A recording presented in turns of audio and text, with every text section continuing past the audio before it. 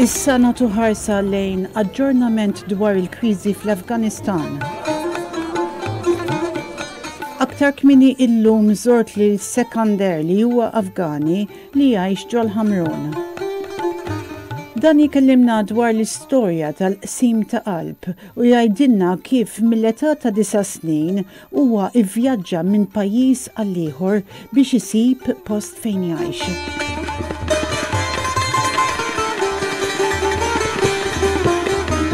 Tell me a bit about yourself. What's your name? Where do you come from? And how long have you been in Malta? My name is Serkender. I come from Afghanistan and I'm about 3 years here in Malta. Nuristan is an area in the north east of Afghanistan with a different language and different culture. Tell me a bit about your tribe and what sort of problems did you go through when you were a child? How did you come about to leave Afghanistan the first time? Where I'm from in Afghanistan is Nuristan. Nuristan is in the northeast, as I said, of Afghanistan. About maybe 100 years we were not Muslim. About 120 years before we became Muslim. Our areas are all mountains, and there is not government in this 100 years. When there was governments in Afghanistan, there was not any government in there in this like a free state. So then my father on that time they decided to come to Kabul because of their studies, because we don't have any school or hospital or anything in our city. Then we came to our father. They came to Kabul, and we have grew up in Kabul and studied there, and until I left Afghanistan.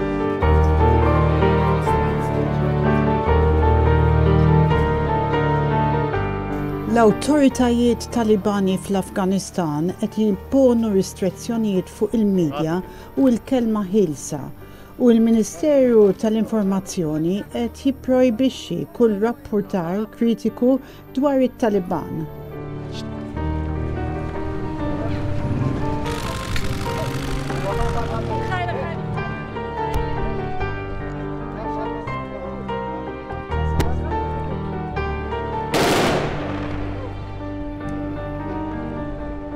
Il-membri tal-medja huma meħtieġa li jħejju rapporti dettaljati mal-korp regolatorju governattiv qabel il-pubblikazzjoni tal-aħbarijiet. Ġurnalist f'Kabul qal li ir-regolamenti huma inkwitanti ħafna għax ma jistax jiġi ippubblikat xejn kritiku. Ħafna ġurnalisti, speċjalment barra bliet kbar, waqfu jaħdmu minħabba it-teddid, l-intimidazzjoni u l-vjolenza kontra membri tal-medja.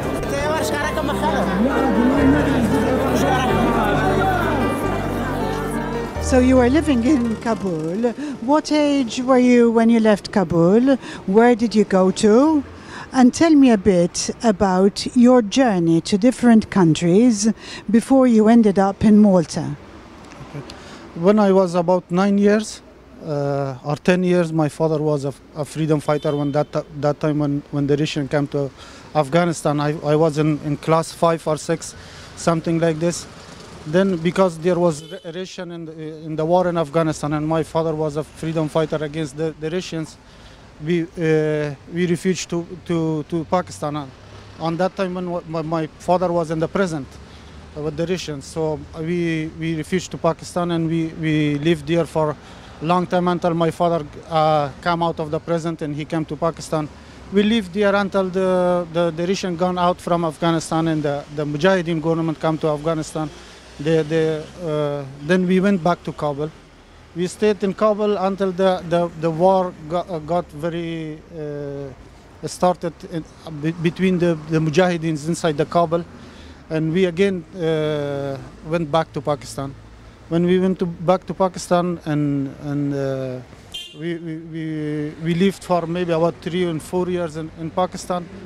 Then the Taliban government came in Afghanistan. Then again it was a very big problem because there was no work, there was no schools, there was nothing in Afghanistan, and we decided to stay in Pakistan for some time. Then again, when the government when the American came to Afghanistan, when the NATO forces, then again we decided to go back to Afghanistan and we lived there.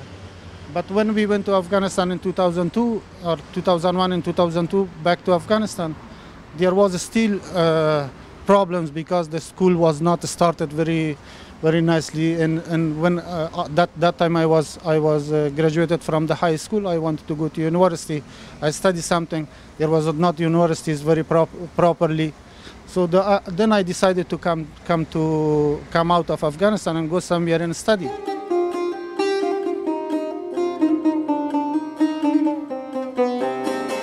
Serkender jgħidilna kif il-vjaġġ tiegħu mill-Afganistan sa Malta ħadu ġo aktar minn 14 il-pajjiż, snin fejn għex b'ħafna restrizzjonijiet, ħajja mingħajr drittijiet bażiki umani.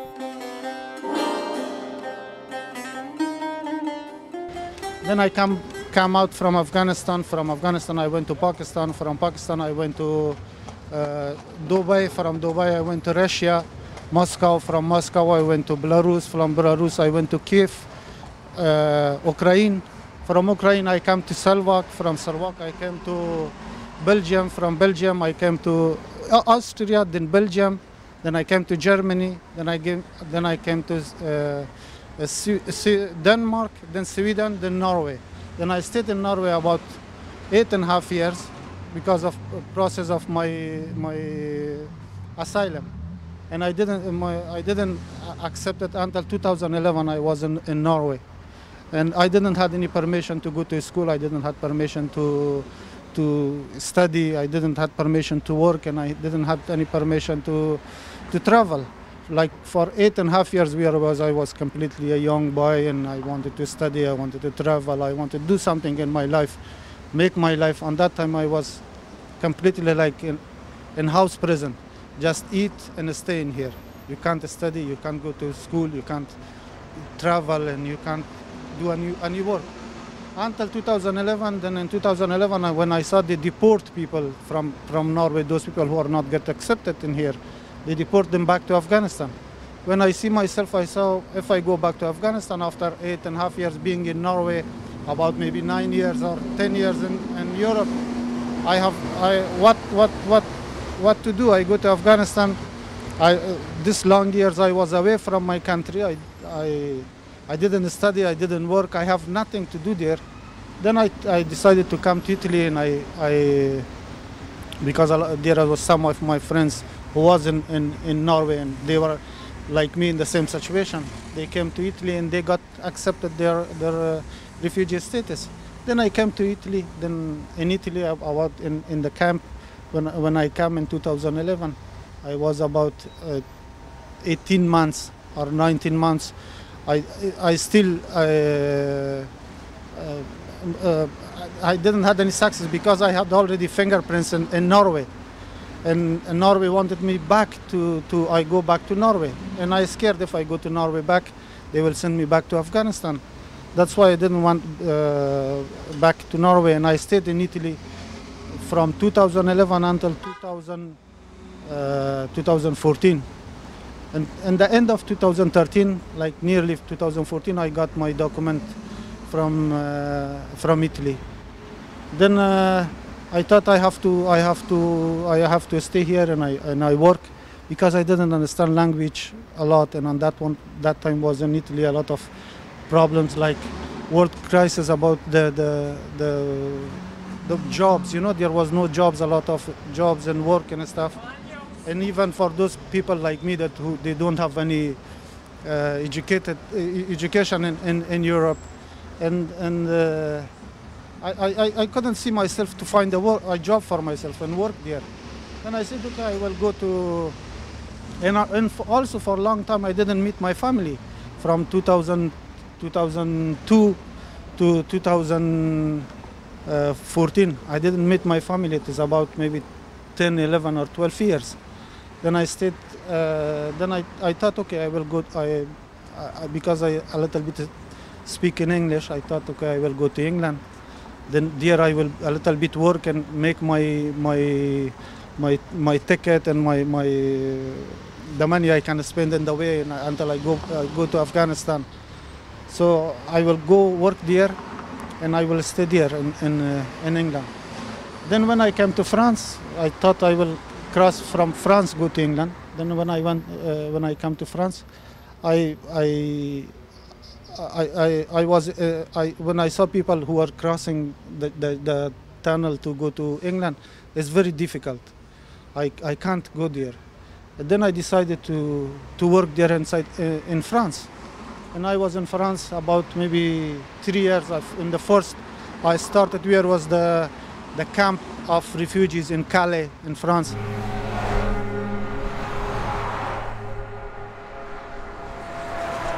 Meta spiċċa ġo l-kamp ta' refuġati magħruf bħala The Jungle ġo Calais fi Franza, Serkender iltaqa' ma' martu li hija mir-Renju Unit.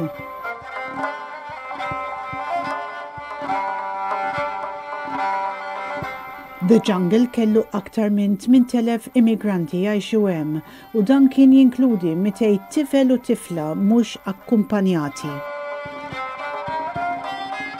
I meet my wife there, and we tried to make a charity, because where I had a restaurant, everyone came to the jungle, and they first came to my restaurant because it was the only something like building inside the jungle. Then me and my wife, we made a charity to help the kids, those refugees kids who come from their countries and was inside the jungle, to give them like clothes, food, information, education. To me, it seems like you've spent most of your life being a nomad, going from one place to the other without actually having a home.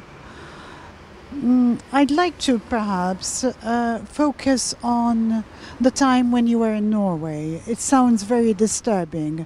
Basically, you were an asylum seeker. And it means you, from what I take it, you spend those years just staying alive. Is it correct?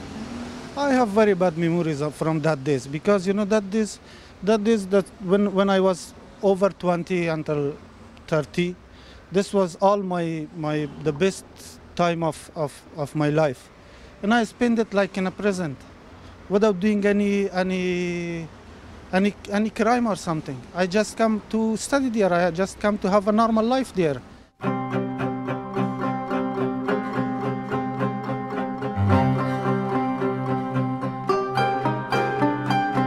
How many Afghanis are living in Malta, in your opinion? I think around, I didn't count it, but I think maybe around 200, 250 or 150, something like this. And it's always change. So between 150 to 250 Afghanis living in Malta, do you actually meet up? Are you from the same tribes? Do you keep a low profile? How does it work? Yes, we know. I know most of them, because they understand I'm living in here and I have a shop in here. They come to meet me. Everyone, it's normal, you know. If you go to a country, if you know your country fellows in here, you go to meet them. Yes, they come in here and when we meet each other. And I go to, when I have time, we go meet each other. Sometimes we meet in the mosque or somewhere else in the city, because Malta is a very small country. You can meet people who are around in here. And what about the future? I'd like to speak about your family now in Afghanistan. What is their situation? I know your brother is seeking asylum in another country, and I know that's why you contacted me, that you'd like to find a way to perhaps bring your brother over, either to the EU or to Malta, you said. Yes. Yeah, but we are an army family. My brothers, my two brothers and my two nephews, they are in army in Afghanistan, especially one of my brother who was in a very good position in army in Afghanistan, and he's really in danger in Afghanistan. I wish I have him here in Malta, but I'm trying to find someone or a way to bring him in here. I hope one day it's happening. Grazzi li segwejtu dan is-servizz b'aġġornament dwar l-Afganistan. X'inhuma l-kummenti tiegħek dwar il-kriżi umanitarja tal-immigranti minn dan il-pajjiż? Ibgħat il-kummenti tiegħek permezz tal-WhatsApp.